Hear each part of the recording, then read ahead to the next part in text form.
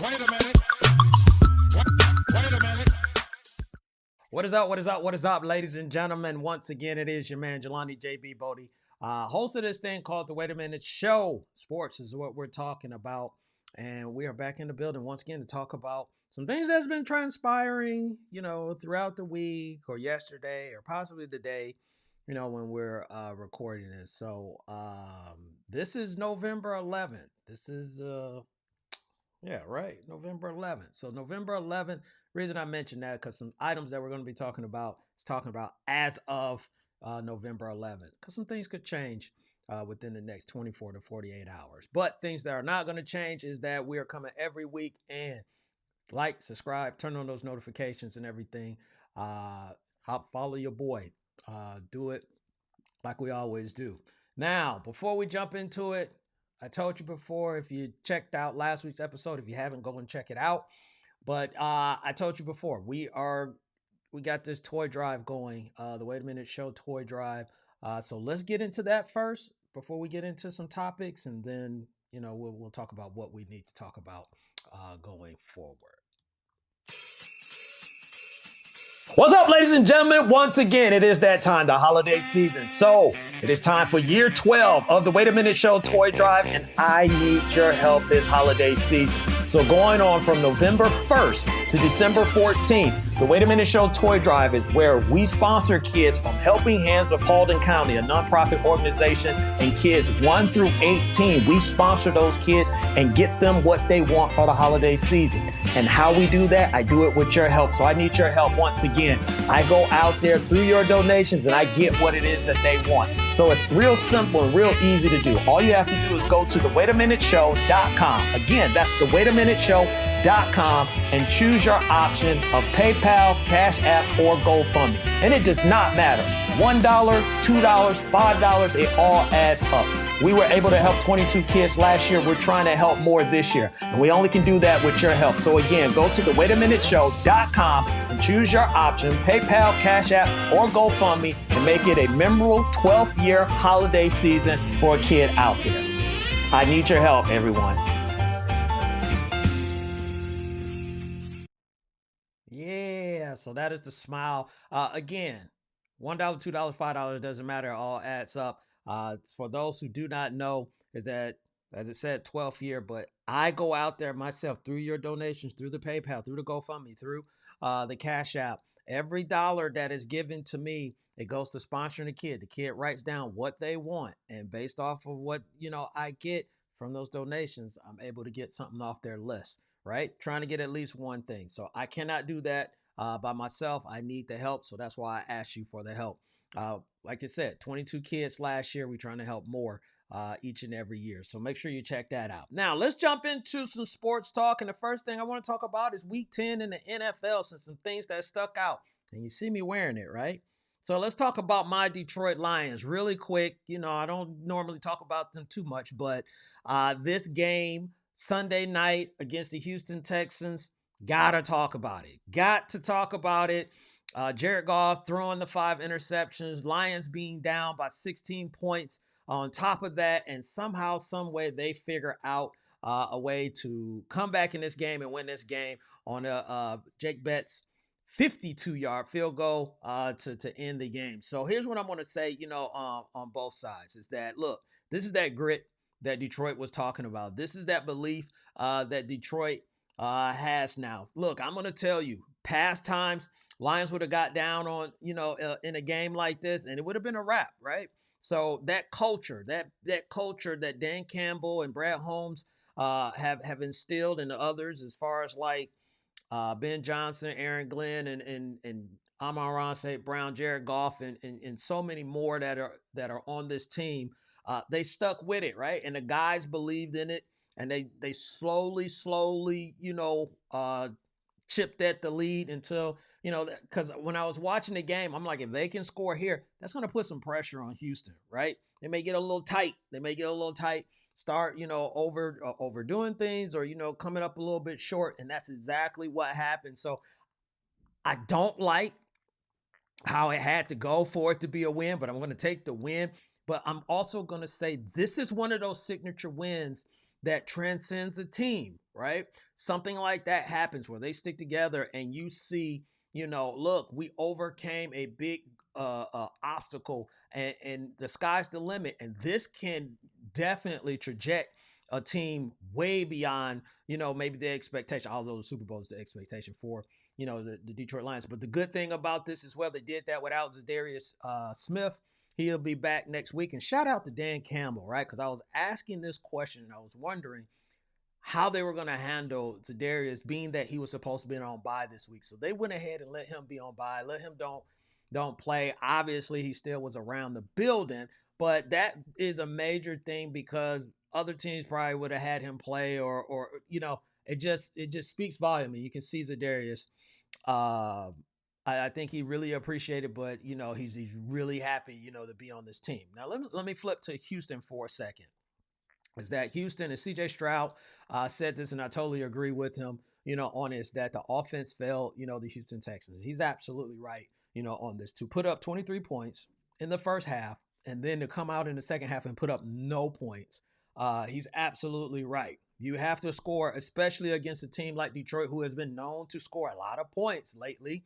You have to continue to score against them. And some of that was CJ. He had Tank Dell wide open for a touchdown, and for whatever reason, he put a lot of air underneath the ball and floated up there and gave Carlton Davis an opportunity, to catch up to the play, which he got the interception, on it. They did an excellent job, of slowing down, Joe Mixon. So they weren't able to run the ball like they were accustomed to. I think Joe Mixon had been putting up over 100 yards or averaging 100 yards, this season. Now they were down, Stephon Diggs and Nico Collins and everything, but that's not an excuse because Tank Dell just came off a 100+ yard receiving game the previous week. So they had talent there. I just think really it was about the execution, and things got a little tight. Right. I just think that was the thing. And it was, that pressure gets on you. You see the momentum changing. It's working against you. And the Houston Texans was trying to do everything that they could, to get out of there and get, win that game. So I think it was more of they started playing maybe not to lose versus, to win because things weren't working out for them. And they just decided, you know what, let's just try and run this clock out. Let's get to the end of the fourth quarter. We should be able to do this with that lead. And they were not able to because Detroit started, gaining steam. Now for Houston, that doesn't change a lot, for them. I still think that they're a good team. I think probably more than anything, obviously they got some things to address, which has already been their problem anyway. Some of that was the offensive line, but you're going to get Nico Collins back. You're going to get Will Anderson back, as well. So that should help out this team. So all is not doom and gloom, off of one game, obviously for the Houston Texans. It was just, this was an amazing game, for it to happen. So Detroit goes 8-1, Houston 6-4. Still, I think both sides are in a good spot and they still can build, off of what they have. Now, next up is probably a lot of people have been talking about this, and maybe something will come out as I'm talking about it, or maybe a little bit after it. But the Micah Parson post-game interview after they played the Eagles, after the Cowboys lost to the Eagles, and everybody's been talking about how Michael Parson and what he said about, Mike McCarthy and all of this. And so if you have not heard, I'm just going to paraphrase, but basically Michael Parson was talking to the media. They was asking him a question about Mike's contract after this year. Basically, is he going to be back? And they wanted him to answer that. And Michael was going into about that's above his pay grade. What caught everybody's attention though is that basically Micah saying that, hey, Mike can go wherever he want. He more worried about, Zach Martin and others, and that they've been putting in more work and time, than Mike McCarthy has. So obviously that is going to catch people's attention, right? Like, oh, what is it? Micah, what? All right. I could be missing something. I literally could be missing something. And if I am, I'm going to find out. But me watching that versus others, I've seen, others with their opinions, and they've really been harsh of Michael Parson and saying the nerve of him to say something like that. Who does this guy think he is, and so forth. And it's like, That's not what I really heard, because the first thing is that this is the same guy that was telling Anthony Richardson, as far as like about the tapping out, like you can't tell people that, lie, say something else, or whatever. So this is him not even taking his own advice, which I don't, that would be crazy for him not to, right? But I don't even think it's that. I really think it's just the words he said, people took it the wrong way and they ran with it. Because if you look at how the interview was leading up to what he said, a reporter, a female reporter, I don't know who she is, but she asked him about the McCarthy contract. And he did talk about that was above his pay grade. And when he said that Mike can go wherever it is that he wants, I really believe that. And again, I could be missing something. We're going to find out, because he's supposed to, say something on his podcast about it. But I really thought he was stating that, look, Mike McCarthy, similar to a lawyer or something like that, or a doctor or something like that, is that he's a coach. He can still go a lot of different places to go and coach, whether it be college or another pro team.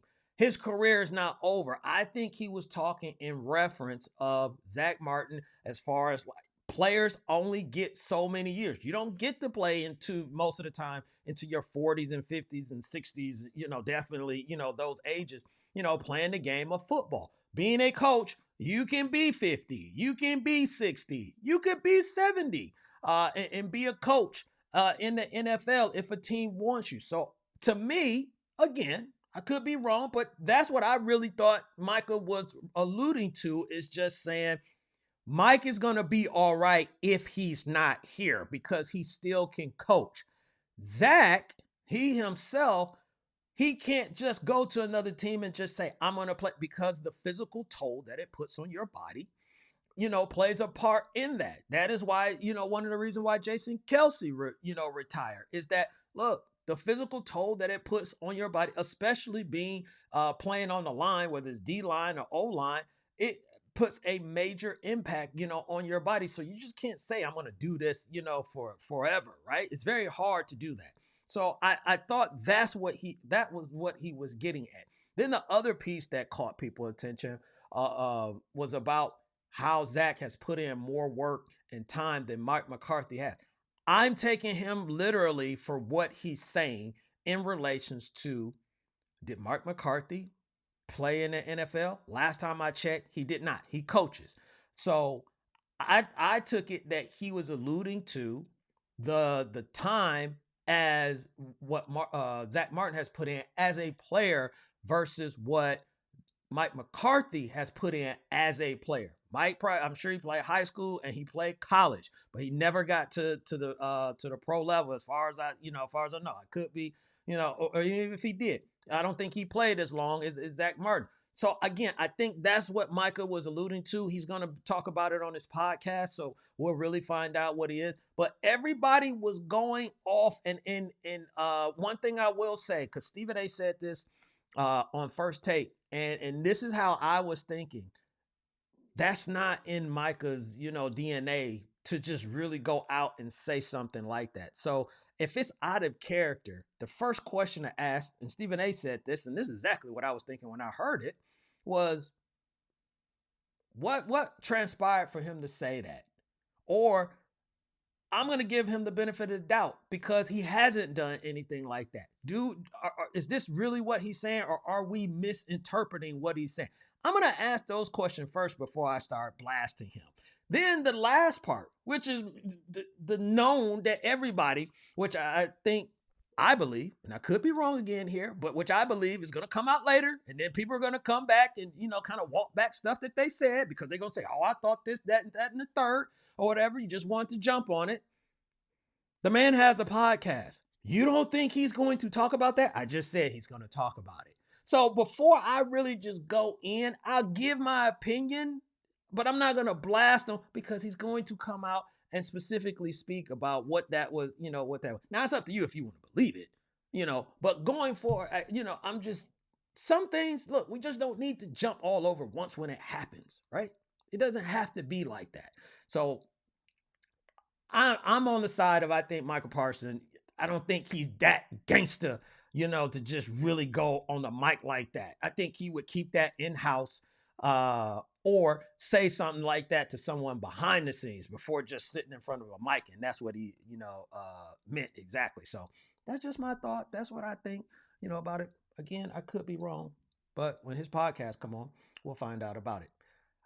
Let's jump into college football. I'm bringing up the rankings here. Now, again, this is Monday, the 11th, for the NCAA rankings in college football. But playoff is not out just yet. We got the AP Top 25, which they have done an update to it. And so you still got Oregon at 1.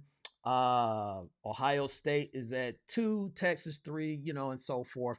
On so a lot of a lot of teams still where I thought they would be. Indiana they have jumping up to 5. I think Indiana will jump, but I don't know if it'll be that high with the playoff committee. But these rankings, obviously, this will be the second one for the playoff ranking. A lot of football still left. We got about 3 to 4 games that's left. But in these rankings, what I want to talk about is some of the games that did transpire that equated to these rankings. And one is Georgia, right? So AP got Georgia dropping to 11th, which they would be sitting right on the cusp of missing the college playoffs. And with 2 losses, I'm gonna say that because Georgia got to play Tennessee next, and they have to put something together. They got Tennessee, and they got UMass, and then they got Georgia Tech, which Georgia Tech just had a big upset, and that's a rival game. So anything could happen on there. But they got to get past Tennessee. They cannot lose 3 games. I think they're still in trouble. Uh, just based off the performance that look, they play Ole Miss, and Ole Miss got in their butt, right? Pause, as people say. They got after it, on them, and they made Georgia look like they were not a powerhouse team, right? And Georgia has struggled. Carson Beck has struggled to find the offense that they once had. So I think they're looking at that, right? And looking at comparison as far as like who's out there, especially, I would not be surprised. I would not be surprised, ladies and gentlemen, is that Georgia struggles. And if Colorado keeps steaming along, that they finish in that 12th or 11th spot, and Georgia might be on the outside looking in a little different case this season, where last season I thought they got robbed. They should have been in the playoffs. But on this one, it could be over. This is their playoff has started this upcoming week against Tennessee. So you can't lose any more games, because if you lose any more games, you're not making it to the playoffs. A team that did lose their first game was the Miami Hurricanes, right? They lost to Georgia Tech. Remember, I was just talking about that here in the ATL. And with Miami, I still believe that they can finish and get into the playoffs. This will probably be their only one loss.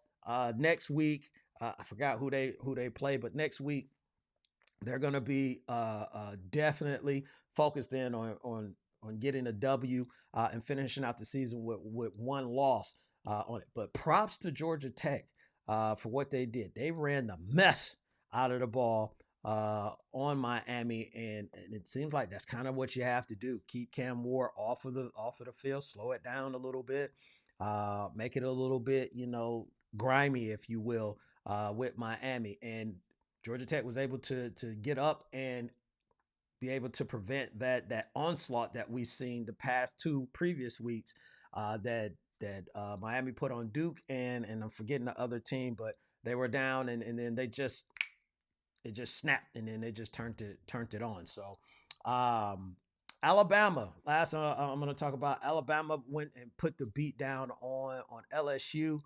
um I'm not even going. I think I went to bed at the third quarter, midway third quarter, because it was just like LSU couldn't do anything. They're gonna be out of the mix. So Alabama is once again in this mix, and right now, AP got them sitting at, what was that, 9? So there's some interesting teams here that I think with Ohio State, I think they're safe. Oregon is safe. Texas is safe. I can't trust Penn State. Indiana, they need to finish out because I think if they lose one game, I don't think the playoff committee is going to like that. So they got to finish out. Tennessee, it starts with Georgia. Even though Georgia is going to be ranked lower than them, you got to beat Georgia. BYU got a signature win, although it was controversial against Utah. Notre Dame is in there, right? We were getting ready to write Notre Dame off at the after that NIU, loss that they took, but they are still hanging tough. I think they'll be in as well. Boise State, that's going to be an interesting, I guess, topic. Boise State in Colorado. Um, Colorado got to, again, I think they got to win out because Clemson got 2 losses as well. Texas A&M got 2 losses. Uh, it's probable.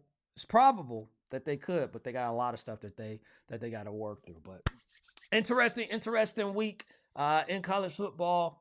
I love the playoff system because all these conversations continue. We're not talking about 4 teams, right? Or 5 or 6 teams. We're talking about 12 to 15 teams and how that can work out. And at any given day or any given Saturday, one of these teams could lose, in the playoffs. So that is the interesting part about it. So we're gonna get back to the NFL in just a moment, but I want to touch on the NBA. Cleveland Cavaliers. Again, today is the 11th. This is why I said this Monday. But as of right now, because they haven't played the game yet, but as of right now, the Cleveland Cavaliers are 11-0. They play the Chicago Bulls today. They'll be looking to go 12-0. So Cleveland, have we been sleeping on Cleveland? Is Cleveland the real deal? I don't know yet. I'm not ready to say yay or nay or anything like that because for more than anything, we're still too early into the season. We've played an eighth of the season. You got a long season that's ahead of you. We haven't even gotten to the All-Star break or anything like that because that's where a lot of things change. But we haven't even gotten to the end of the year. I've seen teams before they get off to this great start. They're looking really well, and then things start kind of slowing down. Not in barring any type of injury, but I do like it that Donovan Mitchell stayed in Cleveland. He believed in his team. He said they got the pieces that they needed, and these boys are out there balling, right now. And it's another team that's just in the mix. They were in the playoffs last year, so obviously you got them in the playoff this year. They continue to with the on the course that they're on. Yeah, we're gonna be talking, a lot and putting them in the mix. Top 4, maybe top 4 remains to be seen. Again, it's very, very early. And we've seen teams kind of gain steam over time. We've seen teams lose steam, over time. But I do like, the nucleus of the Cleveland Cavaliers and what they're doing. It adds another mix, piece to the puzzle, right? We were going to be talking about Boston. We're going to be talking about Philadelphia. We're going to be talking about Milwaukee. And obviously, we're going to be talking about the New York Knicks. So those 4 teams, definitely. But then you still got Miami. You can add Cleveland in there as well. And who am I forgetting? I know I'm forgetting something. I'm gonna get in trouble for it because I forgot about them. But got a lot of teams that you still got to look out for if you're Cleveland. So still early. Not ready to just say watch out for the Cleveland Cavaliers just yet. But you always doesn't hurt to get off to a good start, right? Moving back to football and not off to a good start have been 2 teams, which Dallas Cowboys and the Chicago Bears, right? So you got 2 coaches in I'm hoping I'm saying his name right, Matt Eberflus and Mike McCarthy. One for the Bears, one for the Dallas Cowboys. So between these 2 gentlemen, which coach is on the hotter seat? Which coach? And now I was talking earlier that Mike McCarthy is in his last year of his contract. So I guess it's really more of which coach, do I think would not finish the season, right? Now, Jerry Jones has said that he's not firing Mike McCarthy, so that kind of helps out, the situation. Do I think Mike McCarthy will be back next year? Mm, I think Jerry might be, I don't want to say crazy enough to do it, but it would be a thought process to say let's run it back and then we'll add some more pieces. So my answer is that yes is Matt Eberflus, and hopefully I'm saying this name right, but Coach Eberflus of the Chicago Bears. I don't know if he's going to make it through the rest of the season. Um, Looking at the Chicago Bears, looking at what how they started the season one, but also the pieces that were available. This is not a coach who has a team where you got Caleb, Williams with the first pick, and then now you're trying to build around it. These players were already there before drafting Caleb Williams, and he was supposed to be the piece that was putting them over top, and it has not happened. It did not have the success. They started out early. You heard me talking about the NFC North and how all the teams were above 500. Well, that's not the case anymore, and it's amazing how 3 to 4 weeks can change that, and how a team can fall off the cliff.